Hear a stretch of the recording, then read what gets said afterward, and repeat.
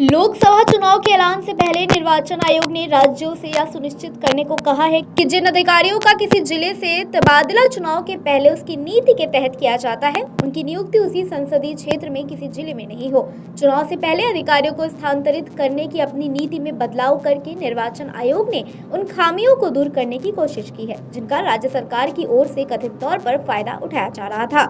यह कदम आयोग की ओर से उन मामलों पर गंभीरता से ध्यान देने के बाद उठाया गया जिनमें राज्य सरकारों की ओर से अधिकारियों को उसी संसदीय क्षेत्र के निकटवर्ती जिलों में स्थानांतरित किया गया था। मुख्य निर्वाचन आयुक्त राजीव कुमार की अगुवाई में निर्वाचन आयोग ने राज्यों से कहा कि नीति का पूरी तरह पालन किया जाना चाहिए, सिर्फ अनुपालन का दिखावा भर नहीं होना चाहिए। मीडिया रिपोर्ट के मुताबिक लोकसभा चुनाव की तारीखों को लेकर लग रहे कयासों के बीच आयोग का उत्तर प्रदेश दौरा 29 फरवरी से 2 मार्च तक चलेगा। इस दौरान आयोग राज्य में चुनावी तैयारियों के साथ प्रशासनिक तैयारियां और मौजूदा हालात का जायजा लेगा। मुख्य चुनाव आयुक्त राजीव कुमार ने कहा कि मतदाताओं को राजनीतिक पार्टियों की ओर से किए गए वादों की व्यवहारिकता के बारे में जानने का अधिकार है।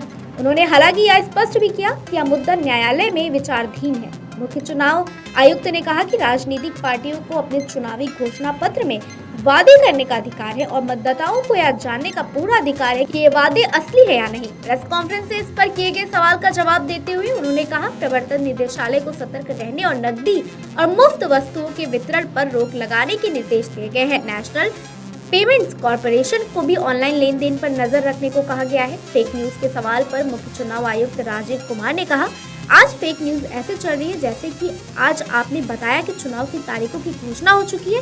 हालांकि इस खबर को आधे घंटे के भीतर ही फेक न्यूज बता दिया गया। मुख्य चुनाव आयुक्त ने बताया कि ज्यादातर पार्टियों ने एक ही चरण में चुनाव कराने की मांग की है। पिछले 2 दिनों में राजनीतिक पार्टियों के साथ बैठक करने के बाद राजीव कुमार ने कहा कि अधिकांश पार्टियों ने उन्हें सूचित किया कि कई पार्टियों ने मतदाताओं को वितरण के लिए धन जमा करना शुरू कर दिया है। उन्होंने कहा, हमने कई राष्ट्रीय पार्टियां जैसे भाजपा, कांग्रेस और राज्य की पार्टियों जैसे डीएमके, एआईएडीएमके से मुलाकात की।